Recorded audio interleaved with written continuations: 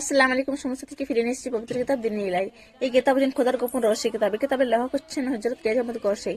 হযরত রিয়াজ আহমদ গরসাই যিনি হলেন ইমাম মিদের সালাম কলকি আবতার এবং মাসিয়া। যে কিতাব আমি আগে পড়ছি তারপর নতুন পড়ছি, আপনারা মনোযোগ দিয়ে শুনুন।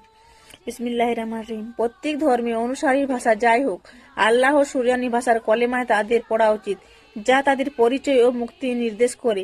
সাধারণত লোকদের জন্য দৈনিক অত্যন্ত 33 বার সকাল সন্ধ্যার আল্লাহ ও রসুলের নাম স্মরণ করা আবশ্যক। দুনিয়াভি সমস্যা থেকে রক্ষার জন্য দৈনিক সকাল ও সন্ধ্যা 99 বার অথবা যতবার সম্ভব এবং আগে ভাগে সমস্যা হাঁটবার জন্য 5000 বার, তবে কয়েকজন এক্ষেত্রে পড়লে 25,000 বার অথবা 72,000 পড়তে বার পারে, শেষ সীমার 1,00,000 বার।